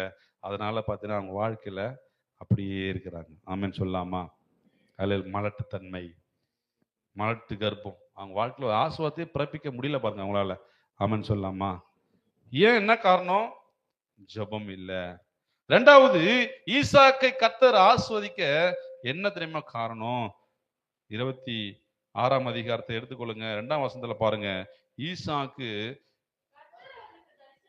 கர்த்தர் ஈசாக்குக்கு தரிசனமாகி, நீ எகிப்துக்கு போகாமல் நான் உனக்கு சொல்லும் தேசத்தில் என்ன செய்யி? குடியிரு. எகிப்து என்பது பாவம். எகிப்து என்பது விக்கிரக வழிபாடு. ஆமென். இந்த இடத்துக்கு நீ என்ன செய்யக்கூடாது? போகக்கூடாது. இந்த இடத்துக்கு என்ன செய்யக்கூடாது? போகக்கூடாது. அவங்க கர்த்தரை உண்மையுள்ள கடவுளை ஆராதிக்கிறவங்க அல்ல. விக்கிரக வழிபாடு செய்யக்கூடியவங்க. அவங்களுக்குள்ள பாவங்கள் இருக்கும். அவங்களுக்குள்ள அவதூறான காரியங்கள் இருக்கும். அசிங்கமான வார்த்தைகளை பயன்படுத்தக்கூடியவங்க. அவங்ககிட்ட நல்ல கனிகளே இல்லை. இப்ப அந்த இடத்துக்கு நீ செய்யக்கூடாது, போகக்கூடாது. நான் சொல்ற இடத்துல தான் என்ன பண்ணணும்? நீ இருக்கணும். கர்த்தர் சொல்ற இடத்துல நீங்க இருந்தீங்கன்னா கர்த்தர் உங்களை பிளஸ் பண்ணுவார். ஆமென். கர்த்தருக்கு பிரியமான இடத்துல நீங்க வாழ்ந்தீங்கன்னா, கர்த்தருக்கு பிரியமான இடத்துல நீங்க உட்கார்ந்துருந்தீங்கன்னா, உங்களை தேடி ஆசீர்வாதம் வர ஆரம்பிக்கும். அல்லேலூயா. அல்லேலூயா. அல்லேலூயா. இப்போ ஒரு ஓனர் வந்து ஒரு வேலைக்காரரை என்ன செய்யறாருன்னா நியமித்து, அந்த ஊர்ல போயிட்டு என்ன செய்ப்பா, இந்த வேலையெல்லாம் செய்யி அப்படி சொல்லிட்டு சொல்லி அனுப்புறாரு. ஓகேங்களா? இதை செய்யி, நான் ஒரு நாள் வருவேன். வரும்போது நீங்க நான் உங்களுக்கு என்ன செஞ்சியோ அதுக்கான பலன் நான் உங்களுக்கு வருமானம் கொடுப்பேன் அப்படின்னு சொல்லிட்டு போயிட்டாரு. இப்போ இந்த வேலைக்காரர் என்ன பண்ணாரு? இங்க இருக்கிறாரு. கொஞ்ச நாள் கழிச்சு இங்க ஒன்றும் செயல்பட்டு வரல. இப்போ என்ன பண்றாருன்னா அந்த ஊரை விட்டுட்டு வேற ஊருக்கு போயிட்டாரு. ஓகேங்களா? இப்போ ஓனரு ஃபோன் வசதியெல்லாம் இல்லை. ரொம்ப நாள் கழிச்சு வராரு. வந்து நிறைய அந்த இவ்வளோ நாள் வேலை செஞ்சார் இல்லையா? அவருக்கு அதுக்கான சம்பளத்தெல்லாம் எடுத்துக்கிட்டு ஓனர் வந்துட்டு இருக்கிறாரு. வந்து பார்த்தா அந்த வேலைக்காரர் அங்க இல்ல. அங்க இல்லாத போது அவர் கையில கொண்டு வந்து அந்த ஆஸ்பத்திரி கொடுக்க முடியுமா? என் பிரதர் கொடுக்க முடியுமா? கொடுக்க முடியாது. ஏன்னா அவர் எங்க இல்ல? அங்க இல்ல. அல்லேலூயா சொல்லாமா? கர்த்தர் உன்னை ஆசீர்வதிக்கணும்னு நினைக்கும் போது உன்னை ஒரு இடத்துல வச்சிருப்பாரு. அங்க நீ இல்லைன்னா உன்னை பிளஸ் பண்ணவே மாட்டார். ஒவ்வொரு நாளும் காலையில எழுந்து ஆசீர்வாதத்தோடு வருவார். நீ உன்னை எழுந்திருந்தனா, உனக்கு கதவு தட்டினா, நீ கதவு திறந்தனா, உன் வீட்டில் வந்துட்டு அந்த ஆசீர்வாதத்தை வைப்பார். நீ தூங்கிட்டு கதவு மூடி தூங்கியிருந்தனா ஆசீர்வாதம் உனக்கு தெரிய வருமா? கொண்டு வருவார். பாப்பாருப்பா பையன் இங்கே இல்லை, கிளம்பி போ. அல்லேலூயா சொல்லாமா? தேவன் ஒரு இடத்துல வச்சாருன்னா அங்கே இருக்கணும். ஆமென். எங்கே போக சொல்கிறாரோ அங்கே போகணும். அல்லேலூயா. அந்த இடத்துல இந்த ஈசாக்கு இருந்தபடினால தான் எகிப்துக்கு போகாம தேவனுக்கு பிரியமான இடத்துல வாசமானதுனால தான், அங்க இருந்ததுனால தான் கர்த்தர் அவனுடைய வாழ்க்கையில ஐஸ்வர்யத்தை கொடுத்தார். அவன் வர வர விருத்தி அடைந்தான். அவன் மகா பெரியவனானான். ஆமென். அல்லேலூயா சொல்லாமா? தேவன் சொல்ற சபையில நம்ம நிலைச்சு இருக்கணும். ஆமென். அந்த இடத்துல இருந்தா தான் உனக்கு பிளஸ்ஸிங். நாத்து பாருங்களேன், ஒரு இடத்துல இருக்கும். நாத்து முத என்ன பண்ணுவாங்க? விதைப்பாங்க. ஒரு இடத்துல என்ன பண்ணுவாங்க? விதைச்சிருவாங்க. ஓகேவா? அப்புறம் என்ன பண்ணுவாங்க? அந்த விவசாயி என்ன பண்ணுவாங்க? அதே இடத்துல விட்டா வளருமா? அங்கே விட்டுருவீங்களா நீங்க? அதை என்ன பண்ணணும்? பிரிக்கணும். அங்கே அந்த விவசாயம் என்ன பண்ணுவாங்க, பிரித்து அங்கே அங்கே அங்கே அங்கே இடைவெளி விட்டு நடுவாங்க. வேறு ஒரு இடத்துல, வேறு ஒரு நிலத்துல. நீ வேறு இடத்துல பிடுங்கப்பட்டு போனாதான் உன் வாழ்க்கையில் பிளஸ்ஸிங்கே வரும். அல்லேலூயா சொல்லாமா? அந்த நாத்து இங்க இருந்த வரைக்கும் வளர்ச்சியே இல்லை, பெருக்கம் இல்லை. ஆனால் பிரித்து இன்னொருத்துல வச்சு நட்ட பொழுது அது பார்த்தினா என்ன ஆகுது, நல்ல மகசூல் கொடுக்குது. ஆமான்னு சொல்லாமா? நான் சொல்றேன், கர்த்தர் உங்களை ஏதோ ஒரு இடத்துல இருந்து பிரித்து கொண்டு வந்து வச்சிருக்கிறாரு. ஆமாம் இல்லையா? பாவத்தில் இருந்திருக்கலாம், விக்கிர வழிபாட்டில் இருக்கலாம், அந்த இடத்துல இருந்து பிடுங்கி எடுத்துவங்களை தேவ சபையில் நட்டுருக்கிறாரு. நீங்க உங்களை கர்த்தர் பிளஸ் பண்ண போகிறார். அல்லேலூயா சொல்லாமா? நீங்க ஆஸ்வதிக்கப்பட்டவர்கள். ஆமா, பக்கத்துல பார்த்து சொல்லுங்க, நீங்க கர்த்தருக்கு பிரியமான இடத்துல இருக்கிறீங்களா? அல்லேலூயா. அதே போல சொல்றேன், நீங்க அந்த இடத்துல இருக்கிறதுக்கு வந்து நிறைய தடை வரும். அந்த இடத்துக்கு வர்றதுக்கு நிறைய பிரச்சனை வரும். அவனுக்கு பிரச்சனை இல்லைன்னா, பிசாசுக்கு பிரச்சனை இல்லைன்னா விட்டுருவான், எங்கன்னா போயிட்டு வா அப்படின்னு. இங்கிருந்து நீ வேளாங்கண்ணி கூட பிரச்சனையே கிடையாது. ஆனா இங்க இருக்கிற பக்கத்துல வர்றதுக்கு பிரச்சனை உனக்கு. அல்லேலூயா. காரணம், இங்க போயிட்டுன்னா நீ என்ன ஆயிடுவ, உன் சிந்தம் மாறிடும், உன் நோக்கம் மாறிடும், உன்னை ஆவிக்கிற வாழ்க்கையில உன்னை பிளஸ் பண்ண அதனாலதான் உனக்கு வரக்கூடாது தடை. ஐயா, போன வாரமும் தடை, இந்த வாரமும் தடை. காரணம், இங்க போகக்கூடாது நீ. அல்லேலூயா. உடனே நம்ம நினைச்சுப்போம், ஏன் ஆண்டவர் ஆலயத்துக்கு போறதுக்கு உள்ள தடை, அப்ப ஆண்டவர் அங்க போகணும்னு சொல்றாரோ? அல்லேலூயா. அங்க ஒரு நோக்கம் இருக்குது, உன்னை பிளஸ் பண்ணணும்னு. அப்ப கர்த்தர் நான் உன் ஆஸ்வதிக்கத்தை பார்த்துட்டு பிசாசு தான் பண்ணுவான், உன்னை அப்படியே இழுக்க பார்ப்பான். அல்லேலூயா. உயிர் போனாலும் ஆண்டோடைய ஆலயத்துல போயிட்டு உயிர் போயிட்டோம் அப்படின்னு வந்துடணும் நீங்க. ஆமேன். கர்த்தருக்கு பிரியமான இடத்துல ஈசாக்கு இருந்த பண்ணாலதான் கர்த்தர் அவருடைய வாழ்க்கையில ஆசீர்வாதங்களை கொடுத்தார். அந்த இடத்துல இருக்கக்கூடாதபடிக்கு அநேக இடையூறுகள் வரும். அந்த இடத்துல ஸ்தோத்திரம், நமக்கு அங்க இருக்கக்கூடாதபடிக்கு நிறைய பிரச்சனைகள் வரும். ஆனாலும் கூட நம்ம நம்பிக்கையோடு அந்த இடத்துல என்ன பண்ணணும், இருக்கணும். சில கஷ்டங்கள் கூட வரும், உபத்திரங்கள் வரும், ஆனாலும் என்ன பண்ணணும், இருக்கணும். சோதனைகள் வரும், ஆனாலும் என்ன பண்ணணும், இருக்கணும். அல்லேலூயா. நீங்க முடிவு வரை நிலைச்சிருந்தீங்கன்னா கர்த்தர் உங்க வாழ்க்கையில் ஒரு மிகப்பெரிய அற்புதத்தை செய்வார். மூணாவது, ஈசாக்குடைய வாழ்க்கையில ஏன் விருத்தி அப்படின்னா, இதே அதிகாரத்தை 4வது வசனத்துல பாருங்க.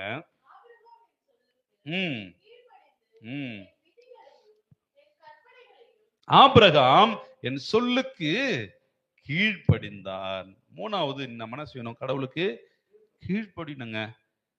நம்ம கீழ்ப்படிலன்னா நம்ம வாழ்க்கையில மேல்படி வரவே வராது. கர்த்தருக்கு நீ கீழ்ப்படிஞ்சனா கர்த்தர் உன்னை உயர்த்துவார். அல்லேலூயா. நம்முடைய வாழ்க்கையில பாருங்க, நீ எவ்வளவு பெரிய இடத்துல வேலை செய்ய, நீ கலெக்டர், இந்த தேசத்துக்கு நீ ராஜா வேறு, ஆனா ஆண்டவர் சமூகத்தை வந்து என்ன பண்ணணும், கீழ்ப்படினும். கர்த்தர் வார்த்தைக்கு என்ன பண்ணணும், நீ கீழ்ப்படியும் பொழுதுதான் உங்க வாழ்க்கையில மேன்மை உண்டாகும். ஆபிரகாம் என் சொல்லுக்கு கீழ்ப்படிஞ்சாரு. அதனாலதான் ஆபிரகாம் எப்படி ஆசீர்வதிச்சார் ஆண்டவர். நீங்க 13ஆம் அதிகாரத்தினுடைய 2ஆம் வசனத்தை வாசிங்க. ஆதியாகமம் 12:2 வாசிங்க பார்ப்போம். 13:2. மறுபடியும் வாசிங்க அந்த வசனத்தை.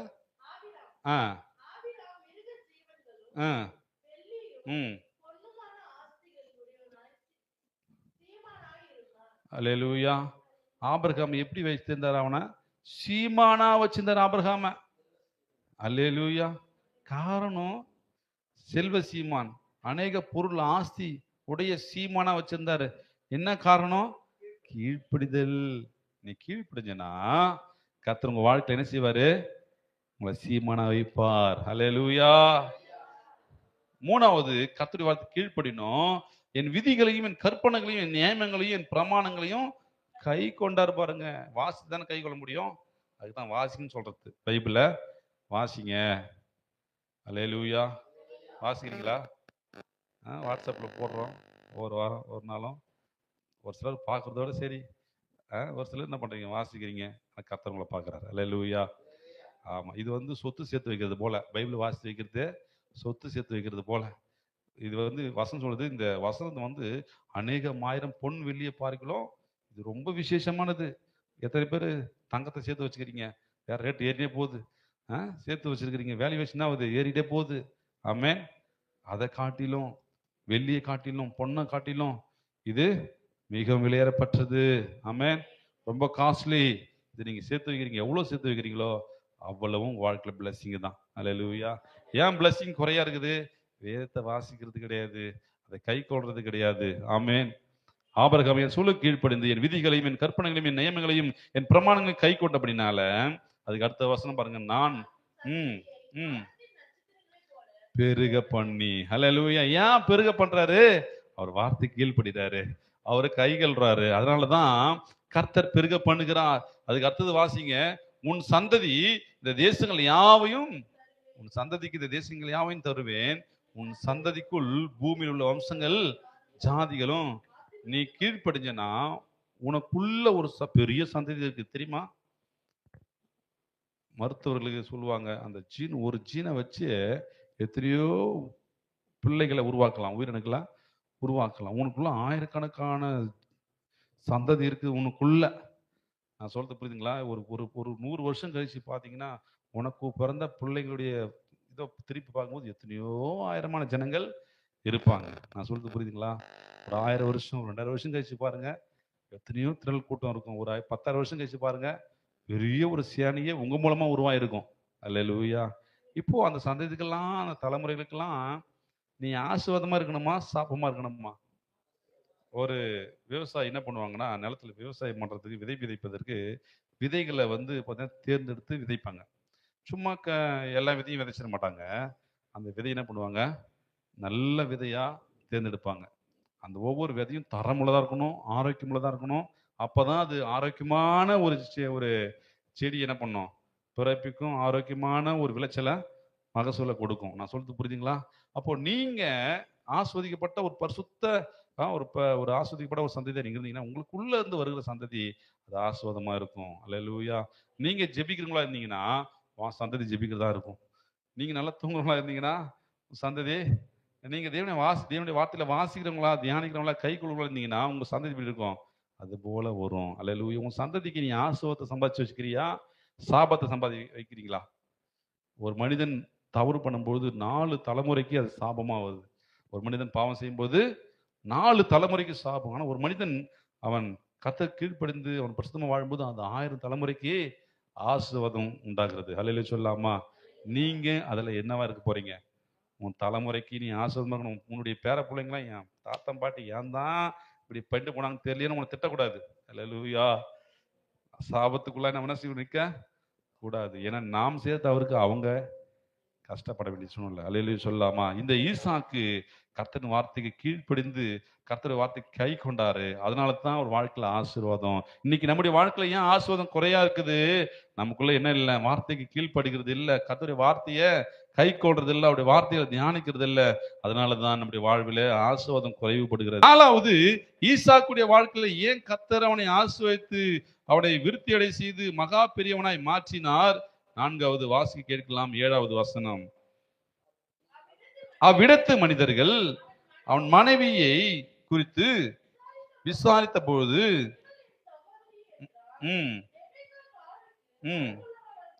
ரெபெக்காள் பார்வைக்கு அழகுள்ளவனானபடியால் அவ்விடத்து மனிதர்கள் அவள் நிமித்தம் தன்னை கொல்லுவார்கள் என்று எண்ணி அவளை தன் மனைவி என்று சொல்ல பயந்தான். தொடர்ந்து வாசிக்கும் பொழுது 9ஆம் வசனம் பாருங்க.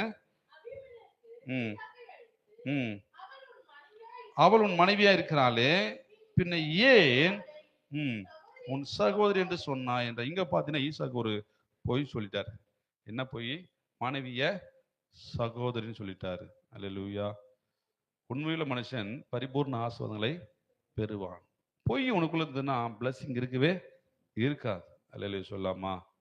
ஆனா அதுக்கப்புறம் என்ன பண்ணிட்டாருன்னா, சொன்ன பொய்ய ஒத்துக்கினாரு. நான் என் உயிருக்கு பயந்து தான் நான் பண்ணிட்டேன், நான் சொல்லிட்டேன், நீங்க என் கொண்டாடி போனாலும் பரவாயில்ல, என் உயிர் எனக்கு முக்கியம் அப்படின்னு சொல்லி என்ன பண்ணிட்டாரு, அதனால நான் சகோதரி சொல்லிட்டேன், என்னை மன்னிச்சிடுங்க அப்படின்னு என்ன பண்ணாரு அவரு, உண்மையை ஒற்றுக்கொண்டார். அல்லேலூயா. ஏதோ ஒரு சூழ்நிலை, மனுஷன் தானே நம்ம எல்லாருமே, ஏதோ ஒரு சூழ்நிலை பயந்து கூட நம்ம என்ன பண்ணலாம், பொய் சொல்லிடலாம். ஆனா பொய் சொல்றது முக்கியம் இல்லை, அதை ஒத்துக்கணும், அதை மனம் திரும்பணும். ஆமென் சொல்லாமா? ஏன்னா நீங்க பொய் சொல்றவர்களா இருந்தீங்கன்னா எல்லாவற்றுக்கும் வாழ்க்கையில் என்ன இருக்காது, ஆசீர்வாதம் இருக்காது. உண்மையுள்ள மனிதன் எப்படி இருக்கிறான்? பரிபூர்ண ஆசீர்வாதங்களை கர்த்தர் தருகிறார். கொஞ்சத்தில் உண்மையுள்ளவன் அநேகத்தின் மேல் அவன் அதிகாரியாக மாற்றுகிறான். என்னை யாரும் பார்க்கல, நான் பொய் சொன்னா யாருக்கு தெரிய போகுது அப்படின்னு நினைக்கலாம். கர்த்தர் பார்க்கிற, அவருக்கு மறைவானது ஒண்ணுமே கிடையாது. உயிரே போனாலும் பரவாயில்ல, பொய் சொல்லிட்டு சரி உண்மை சொல்லிட்டு செத்து போங்க, பொய் சொல்லிட்டு வாழ்வதை காட்டிலும் உண்மை சொல்லிட்டு செத்து போயிடலாம், பரலோகத்துக்கு போயிடலாம். தெரியுமா? ஏன்னா பொய் சொல்றவங்க எங்க போக முடியாது? பரலோகத்துக்கு போக முடியாது. தெரியுமா? நான் இது இவ்வளோ ஒரு பெரிய குண்டா தூக்கி போடுற அப்படி கூடமா இருக்குது. வேதாந்தத்தில் வாசிக்கலாம், வெளிப்படுத்தின விசேஷத்துல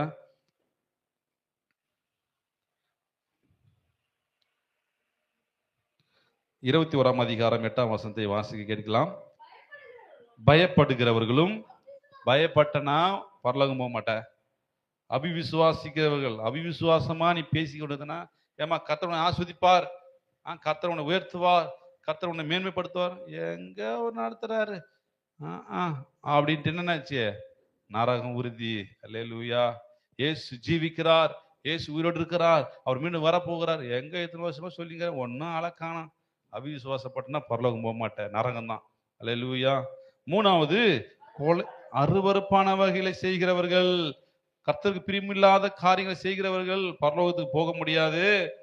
கொலை பாதகர்கள், கொலை செய்கிறவங்க. கொலை செய்கிறதுன்னா கத்தி எடுத்து குத்தினாதான் கொலை இல்ல, ஒருத்தவங்களை வேதனைப்படுத்துற மாதிரி பேசினாலே கொலைதான். விபச்சாரக்காரர்கள் பரலோகத்துக்கு போகும், நரகத்துக்கு போவாங்க. துரிகரமான பாவம்.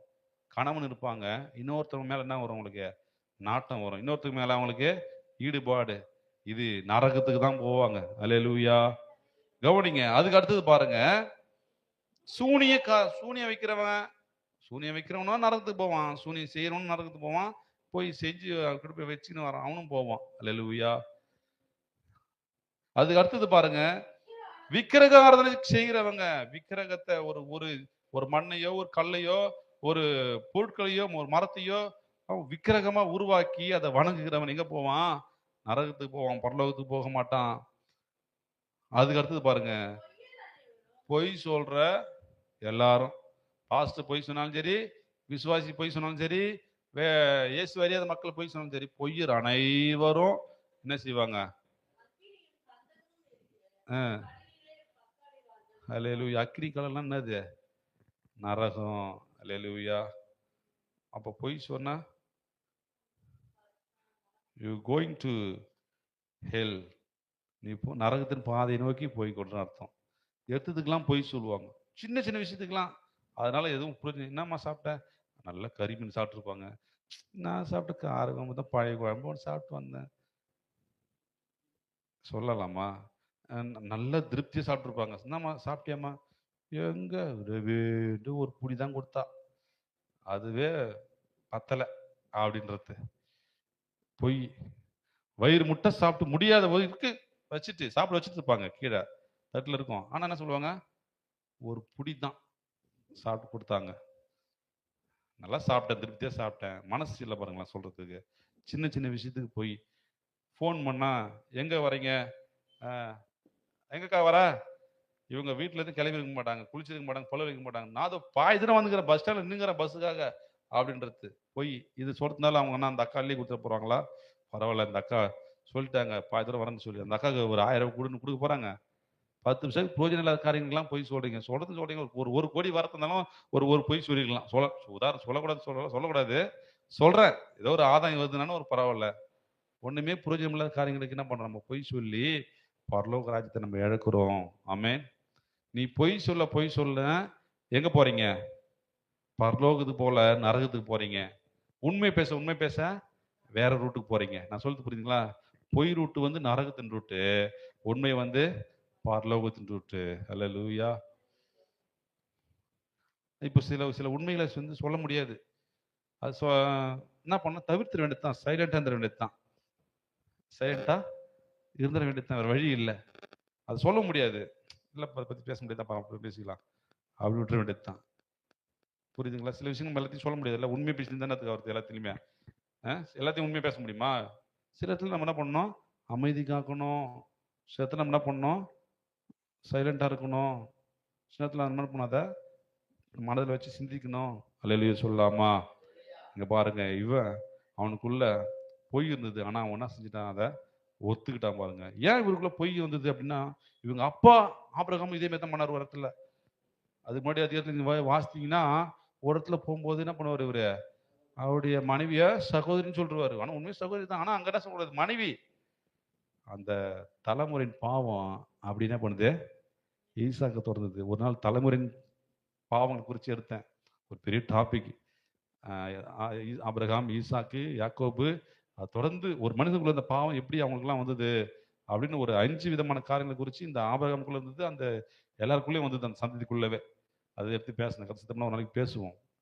பாருங்க, இந்த ஆபிரகாம் பொய் சொன்னாரு, ஈசாக்கு பொய் சொன்னாரு, யாக்கோபு பொய், ஏமாத்துக்காரன், வயத்த வந்தாலே பொய் தான். அதனால தான் அவனை இஸ்ரவேலா மாத்தி தான் என்ன பண்ணாரு, பிளஸ் பண்ணாரு. எப்போ உன் பேர் என்ன? யாக்கோபு. நான் பொய் தாங்க, ஏமாத்துக்காரன் தாங்க. அண்ணனை ஏமாத்துவான், அப்பா கிட்ட போய் நான் தான் அண்ணன் வந்துக்கிறேன்ப்பா, ஏசா வந்துக்கிறேன்ப்பா அப்படின்னு என்ன பண்ணான், அப்பா கிட்ட போய் ஏமாத்தனா. ஈசாக்கு அந்த இடத்துல இருந்த அபிமெலேக்கை ஏமாத்தினா, யாக்கோபு ஈசாவை ஏமாத்தினா. நான் சொல்றது புரியுதுங்களா? யாக்கோபு அவன் ஏமாத்தினா, அவனுடைய மாமனார் என்ன பண்ணாங்க, இவனை ஏமாத்தினாங்க. நான் சொல்றது புரியுதுங்களா? ஆமா. இஸ்ரவேலர் ஜனங்கள் ஏமாத்திட்டே இருப்பாங்க, பொய் சொல்லினே இருப்பான் எப்பதாலும். அவனும் கர்த்தர் அவனும் ஏமாத்தினார். அல்லது சொல்லாமா அநேக காரியங்கள் நடந்துட்டு இருக்குது. எனவே நம்முடைய வாழ்க்கையில உண்மை இருந்ததுன்னா நம்முடைய வாழ்க்கையில ஆசீர்வாதம் பெருகும். உண்மை இல்லை, பொய் இருந்ததுன்னா அந்த ஆசீர்வாதம் தடைப்படும். ஆமென், அல்லேலூயா. ஐந்தாவதாக, ஈசாக்குடைய வாழ்க்கையில நம்முடைய வாழ்க்கையில ஆசீர்வாதம் பெருக நம்ம என்ன செய்யணும் அப்படின்னா 26:12 வாசிக்க கேட்கலாம். ஈசாக்கு அந்த தேசத்திலே விதை விதைத்தான், கர்த்தர் அவனை ஆசீர்வதித்ததினால் அந்த வருஷம் 100 மடங்கு பலன் அடைந்தான். நம்முடைய வாழ்க்கையில ஐந்தாவதாக நம்ம எந்த சூழ்நிலையுமே விதைக்கணும். என்ன செய்யணும்? விதைக்கணும். விதைக்கிற ஒரு மனிதனால தான் ஆசீர்வாதங்களை பெற்றுக்கொள்ள முடியும். உனக்கு ஒரு நிலம் இருக்கு, அந்த நிலத்தை நீ என்ன செய்யணும்? உழுது என்ன பண்ணணும்? விதைக்கணும். அது எப்படி விதைக்கணும்? சும்மா கண்ட நேரத்தில் விதைக்கக்கூடாது. பட்டம் தவறாம விதைக்கணும், பருவம் தவறாம விதைக்கணும், சீசன் தவறாம விதைக்கணும். விதைச்சுக்கிட்டே இருக்கணும். எவ்வளவு விதைக்கிறீங்களோ அவ்வளவும் அறுவடை. அல்லேலூயா. ஆண்டவர் ஆதாம படைச்சி அவனை சொன்னாரு, நீ என்ன பண்ணு, இந்த தோட்டத்தை பண்படுத்து, அந்த தோட்டத்தை பராமரித்துக்கொள், பண்படுத்து, பாதுகாத்துக்கோ. எதை பாதுகாத்துருப்பான்? அவன் வச்சு அந்த பண்படுத்தின அந்த நிலத்தெல்லாம் அந்த ஆண்டவர் படைச்சது ஒண்ணுதான். ஆனா இவன் பார்த்தீங்கன்னா அந்த கொட்டைகளை எடுத்து எடுத்து எடுத்து எடுத்து விதைச்சிட்டே இருக்கிறான். ஒரு குறிப்பிட்ட காலம் வரும்போது திரளான ஒரு தோட்டமா மாறுச்சு. அதுல இருந்து அநேக விதைகள் தரக்கூடிய கனிகள் தரக்கூடிய மரங்கள்லாம் கனிகளை கொடுத்தது. அல்லேலூயா சொல்லாமா? நீ ஆண்டுகொள், இவைகளை செய்ய ஆண்டுகொள். இன்னைக்கு நம்ம என்ன பண்றோம்? கொல்றமை கண்டி ஆள்றது கிடையாது. கோழியை கொல்றோம், கோழி ஆள்றோமா, வளர்க்குறோமா?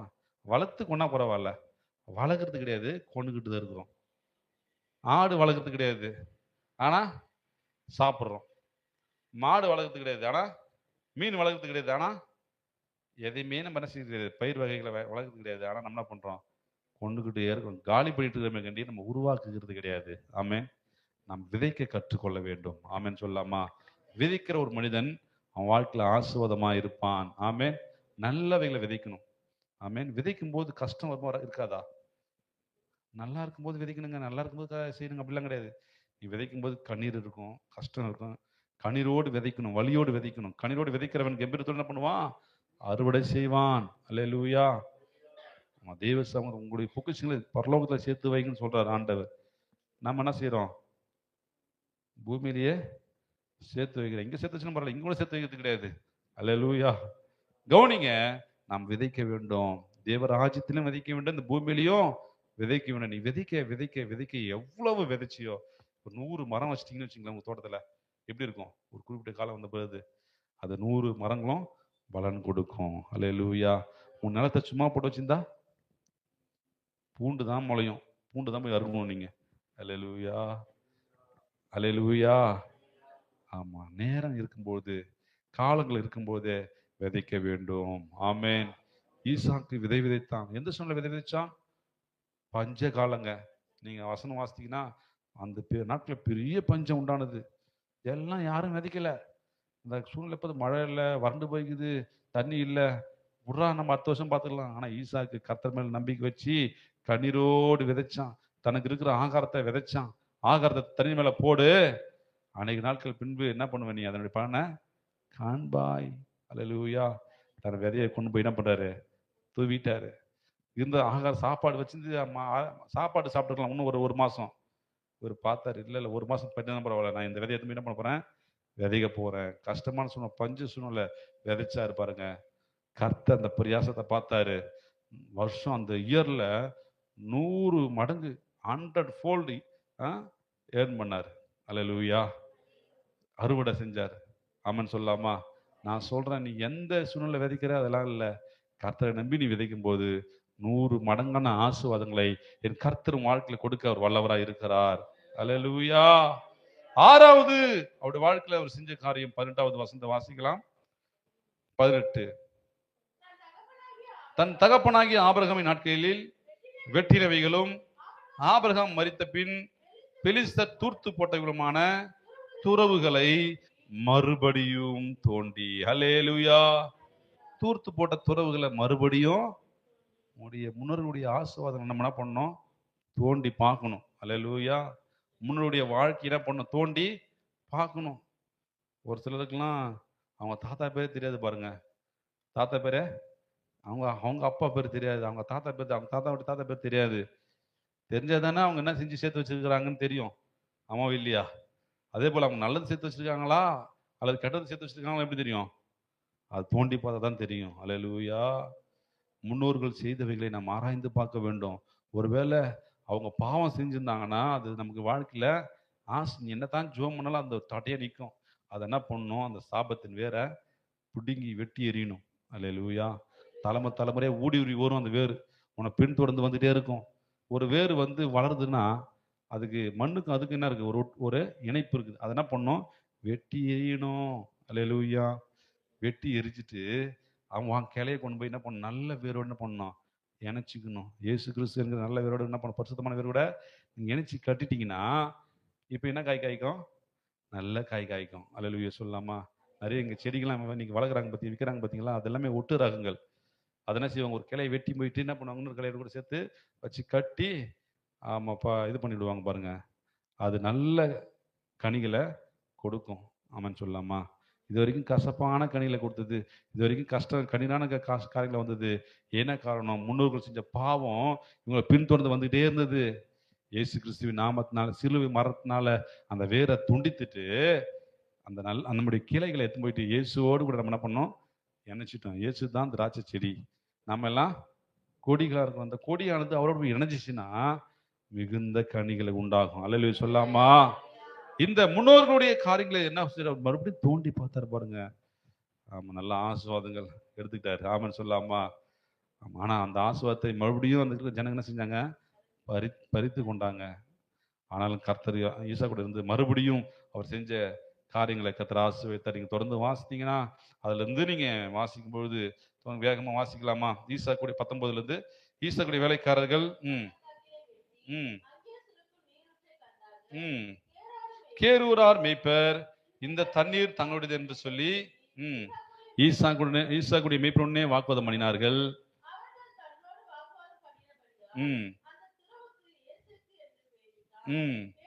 மறுபடியும் வேறொரு துறவை வெட்டினான். அதை குறிச்சும் வாக்குவாதம் பண்ணி ஏமாத்திக்கிட்டாங்க. மறுபடியும் அவர் செய்தாரு. பின்பு அப்படி விட்டு போய் வேறொரு துறவை வெட்டார். இங்க பாத்தீங்கன்னா ஏதாவது ஒரு விஷயம் சொல்லி முடிக்கிற கடுமையான முயற்சி. எத்தனை ஏமாற்றங்கள் வந்தாலும், எத்தனை அபகரிப்புக்கு வந்தாலும் கடுமையா முயற்சி செய்து கொண்டே இருக்கிறார். அல்லேலூயா. நான் சொல்றேன், நீங்க கடுமையா உழைச்சிக்கிட்டு இருந்தனா ஒரு நாள் கர்த்தர் உன்னை உயர்த்துவார். ஆமென். ஈசாக்கு சோம்பேறி இல்ல, கடுமையா உழைக்கிறவர். போய் வாக்குவாதம் பண்றது ஒன்ன வச்சுக்கிட்டு இது அவனுக்கு சொல்லிட்டானா, இது எந்த போய் கேஸ் போட்டு லொங்கஞ்சி அவங்ககிட்ட இருந்த பணத்தெல்லாம் செலவழிச்சு வேஸ்ட்டு. நான் காலமும் வேஸ்ட்டு, நேரம் வேஸ்ட்டு, பணமும் வேஸ்ட்டு, எல்லாமே வேஸ்ட்டு.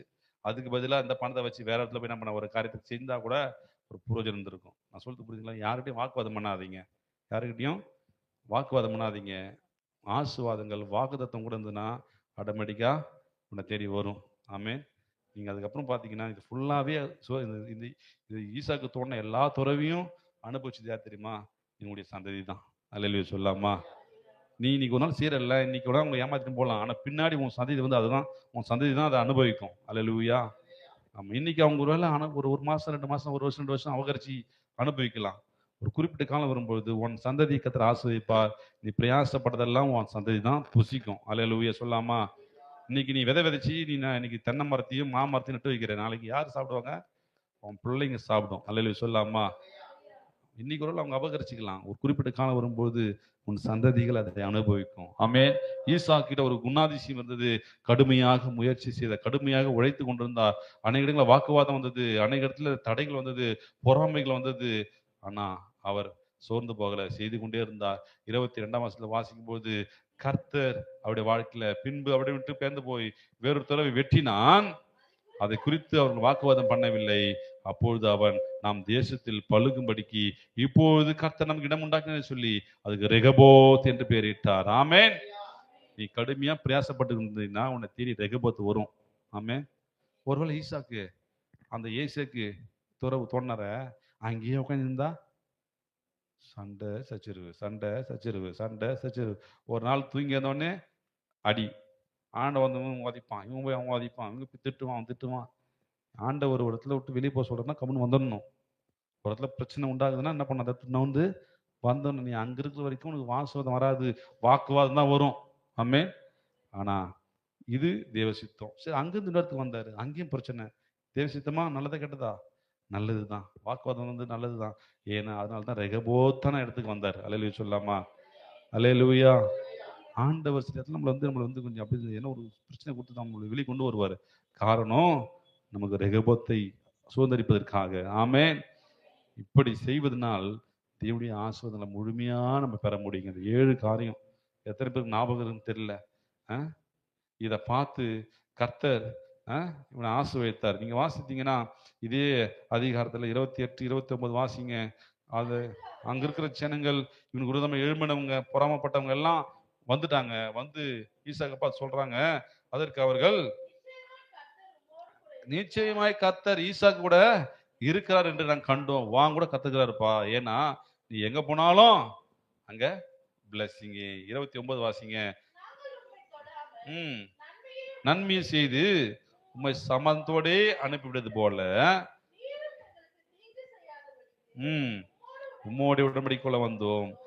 நீர் கர்த்தரால் ஆசீர்வதிக்கப்பட்டவராமேன். ஹல்லேலூயா. கர்த்தரால் ஆசீர்வதிக்கப்பட்டவங்க நீங்க கர்த்தரால் ஆசீர்வதிக்கப்பட்டவங்க. அப்ப நீங்க கர்த்தரால் ஆசீர்வதிக்கப்பட்டவங்களா மாறணும்னா நீங்க செய்ய வேண்டிய 7 காரியம்: ஜெபிக்க வேண்டும். 2வது கர்த்தருக்கு பிரியமான இடத்துல இருக்க வேண்டும். 3வது கர்த்தருடைய வார்த்தை கீழ்ப்படிந்து அவரை கை கொள்ள வேண்டும். 4வது உண்மையாக இருக்க வேண்டும், பொய் சொல்லக்கூடாது. 5வது எந்த சூழ்நிலையும் நீங்க விதைக்கிறவர்களாய் காணப்பட வேண்டும். 6வது முன்னோர்கள் செய்தவைகளை நம்ம ஆராய்ந்து பார்த்து ஆசீர்வாதங்களை தோண்டி எடுக்க வேண்டும். 7வது கடுமையாக முயற்சி செய்ய வேண்டும். இப்படி செய்யும்போது கர்த்தர் உங்க கூட இருப்பார். நீங்க செய்கிற எல்லாவற்றையும் கர்த்தர் ஆசீர்வதிப்பார். நீங்கள் ஐஸ்வர்யவனாகி வர வர விருத்தடைந்து மகா பெரியவர்களாய் மாற கர்த்தர் உதவி செய்வார். உங்களை பார்த்து அநேகர் பொறாமைப்படுகிற அளவில் கர்த்தர் உங்களை உயர்த்து வந்த புதிய ஆண்டுல நான் சொல்லுகிறேன், இந்த 7 காரியங்களை நீங்கள் ஈசாக்கை போல நீங்க செய்ய ஆரம்பிக்கும் பொழுது நிச்சயம் உங்க வாழ்க்கையில ஒரு ஆசீர்வாதம் உங்கள் சிரசின் மேல இறங்கும். ஆமென். நம்ம எல்லாம் முழங்கால் படிட்டு ஜெபம் பண்ணலாமா? ஆண்டவரே ஸ்தோத்திரம். ஹல்லேலூயா. நன்றி அப்பா. அந்த புதிய ஆண்டவரே ஆண்டுல இந்த ஞாயிறு ஆண்டவரே ஸ்தோத்திரம் அப்பா. ஆராதனை வேளையில கர்த்தர்களுக்கு இடைப்பட்ட காரியங்களுக்கு நன்றி அப்பா. இன்னைக்கு எங்க வாழ்க்கையில ஆண்டவரே நாங்கள் ஆஸ்வதிக்கப்பட நாங்கள் செய்ய வேண்டிய 7 காரியங்களை குறித்து எங்களோட பேசுனீங்களே, உமக்கு நன்றி ஆண்டவரே ஸ்தோத்தரிக்கிறோம்ப்பா. ஓ நீதிமானுடைய வீட்டில் அதிக பொக்கிஷம் உண்டு. எஸ், நீ துன்மாக்கூடிய வருமானத்திலோ துன்பம் உண்டு என்று எழுதப்பட்டுக்கிற சங்கீதம் 15:6 படியாக எங்க வாழ்க்கையில கர்த்தாவே, ஓ எங்கள் வீட்டில எங்க சிரசில ஆண்டவரே ஆசீர்வாதம் உண்டாகும்படிக்காக ஜெபிக்கிறான்ப்பா. ஓ ஹல்லேலூயா. நன்றி தகப்பனே, துதிக்கிறோம், ஸ்தோத்தரிக்கிறோம். ஓ நீதிமோடைய சிரசில ஆசீர்வாதங்கள் தங்கும் என்று எழுதப்பட்டிருக்கிறபடி ஓ ஆண்டவரே உம்முடைய பிள்ளைகளுடைய வாழ்க்கையில ஆசீர்வாதங்கள் தங்குவதாக. இந்த ஆசீர்வாதத்துக்கு விரோதமாய் தடையாய் இருக்கிற சில காரியங்கள், ஜெபிக்க உடன்படி இருக்கிற தடைகள் இயேசுவின் நாமத்தினால ஒப்பு கொடுத்து ஜெபம் பண்ணலாமா? ஜெப குறைவு, ஓ ஜெபத்தை தடுக்கிற ஆவியே இயேசுவின் நாமத்தினால, ஓ நான் ஜெபிச்சேன்னா என் வாழ்க்கையில ஆசீர்வாதம் உண்டாயிடும் என்று சொல்லி தடை செய்கிற ஆவி இயேசுவை வெளியேறும்படிக்காக ஜெபிக்கிறேன். ஆண்டவர் கர்த்தருக்கு பிரியமான இடத்துல நான் நிற்க விடபடிக்கு, கர்த்தருடைய சித்தத்தை செய்ய விடபடிக்கு தடை செய்கிற ஆவி இயேசுவின் நாமத்தில் விலகுவதாக. கர்த்தருடைய வார்த்தைக்கு கீழ்ப்படிந்து அவைகளை கை கொள்ளக்கூடாதபடிக்கு, அவைகளை தியானிக்க கூடாதபடிக்கு தடை செய்கிற ஆவியே இயேசுவின் நாமத்தினால கர்த்தருடைய வார்த்தைக்கு, வேதத்துக்கு ஸ்தோத்திரம் என்னை செவிசாய் கூடாதபடிக்கு என் இருதயத்தை தடை செய்கிற ஆவி இயேசுவின் நாமத்தினால விலகுவதாக. உண்மையா இருக்க கூடாதபடிக்கு, எப்பொழுதும் சின்ன சின்ன விஷயங்கள் எல்லாம் பொய் சொல்ல தூண்டுகிற பொய்யின் ஆவியே இயேசுவின் நாமத்தினால எங்களை விட்டு வெளியேறும்படிக்காக ஜெபம் பண்ணுகிறேன். எந்த சூழ்நிலையிலும் நான் விதைக்க, கத்துக்கணும் கொடுக்க, ஸ்தோத்திரிக்கிறோம் தடை செய்கிற என் இருதயத்தை தடுக்கிற ஆவியை இயேசுவின் நாமத்தினால இப்போதே உன்னை கடிந்து கொள்றேன் இயேசுவின் நாமத்தினால. ஸ்தோத்திரம் என்னுடைய முன்னோர்கள் செய்தவைகளை நான் நினைத்து பார்க்கூடாதபடிக்கு, அவரை சிந்திக்கூடாதபடிக்கு, ஹalleluya, அவைகளை மறக்க செய்கிற ஆவி இயேசுவின் நாமத்தினால வெளியேறு. அவைகளை நான் ஆராய்ந்து பார்த்து சீர்படுத்தி அவளை ஸ்தோத்திரிக்கிறோம். சில நல்ல காரியங்களை நான் பின்பற்றுவோம், கெட்ட காரியங்களை விட்டு விடவும் கர்த்தரின் உதவி செய்யும்படிக்காக நாங்கள் ஜெபம் பண்ணுகிறோம். ஏழாவதாக, எப்பொழுதும் என்னை சோம்பேறியா வைத்துக் கொண்டிருக்கிற சோம்பேறி ஆவியை இயேசுவின் நாமத்தினால வெளியேறு. ஜாக்கிரதையுடைய கையோ ஆளுகை செய்யும், சோம்பர் கையால் வேலை செய்கிறவன் ஏழையாவான், சுறுசுறுப்பு உள்ளவன் கையோ செல்வத்தை உண்டாக்கும் என்று எழுதுகிறபடி ஆண்டவரே ஸ்தோத்திரம். நீதிமானுடைய சிரசின் மேல் ஆசீர்வாதங்கள் தங்கும். ஆம் தகப்பனே, நம்முடைய பிள்ளைகள் மேல ஆசீர்வாதம் தங்கும்படிக்காக ஜெபிக்கிறேன். ஆண்டவர் கர்த்தரினுடைய ஆசீர்வாதமே ஐஸ்வர்யத்தை தரும் என்று எழுதப்படுறபடி கர்த்தாவே, நான் கடுமையாய் முயற்சி செய்யும்போது கர்த்தரை ஆஸ்வதிக்கிறவராக இருப்பதற்கு நன்றி. இந்த 7 காரியங்களை வாழ்வில் நான் கை கொள்ள ஆண்டவரை கடைபிடிக்க எனக்கு உதவி செய்ய ஜெபிக்கிறோம். ஆண்டவரே ஸ்தோத்திரிக்கிறேன். நீதிமுடைய பிரயாசம் ஜீவனையும் பிறப்பிக்கும், துன்மார்க்குடைய விளைவோ பாவத்தை பிறப்பிக்கும் என்று எழுதப்படுகிறபடி ஆண்டவரே, நான் பிரயாசப்படுகிறது நித்திய ஜீவனை உண்டாக்கும்படிக்காக ஜெபிக்கிறேன். ஆண்டவரே அப்பா ஸ்தோத்திரிக்கிறோம் தகப்பனே. அப்படியே தகப்பனுடைய பிள்ளைகளுடைய வாழ்க்கையில நீதிமுடைய பேர் புகழ் பெற்று விளங்கும் என்று எழுதப்பட்டபடி அப்படி பிள்ளைகளுடைய பேர் விளங்குவதற்காக ஸ்தோத்திரம் ஸ்தோத்திரம் ஸ்தோத்திரம் ஸ்தோத்திரம்.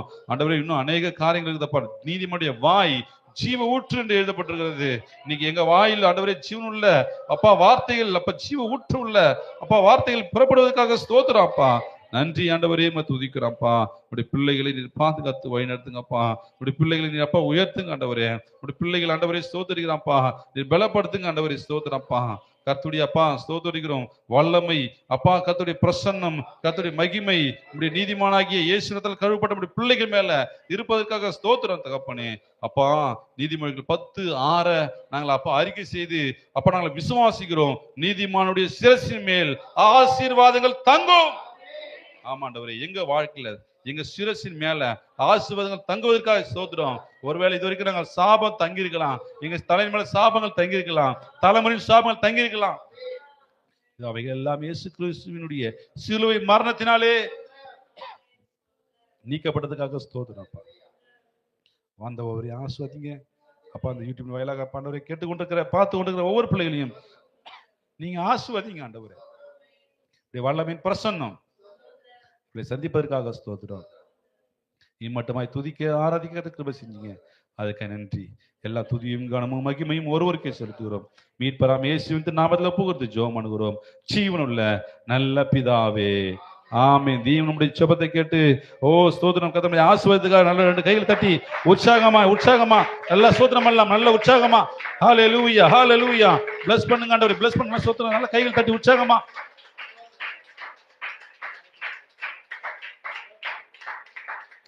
ஸ்தோத்திரம் ஸ்தோத்திரம் ஸ்தோத்திரம் ஸ்தோத்திரம் ஸ்தோத்திரம். பிதாவாகிய தேவன் ஸ்தோத்திரம் பண்ணுவோமா? ஸ்தோத்திரம் ஸ்தோத்திரம். குமாரை ஸ்தோத்திரம் பண்ணலாமா? தூய ஆவியின் ஸ்தோத்திரம் பண்ணலாமா? சேர்ந்து சொல்வோம். என் ஆத்துமாவே கர்த்தரை ஸ்தோத்திரி, என் மூலமே பிரசனாமத்தை ஸ்தோத்திரி. என் ஆத்துமாவே கர்த்தர் செய்த சகல உபகாரங்களை மறவாதே. ஆமென் ஆமென். கர்த்தருடைய ஆசீர்வாதம், கர்த்தராகிய இயேசுவின் கிருபையும், பிதாவாகிய தேவனுடைய அன்பும், பரிசுத்தாவுடைய அனுதின ஐக்கியம் இன்றும் என்றும் சதா காலமும் இயேசு கிறிஸ்துவின் வருகை பரியந்தம் நம் அனைவரோடு கூட இருப்பதாக.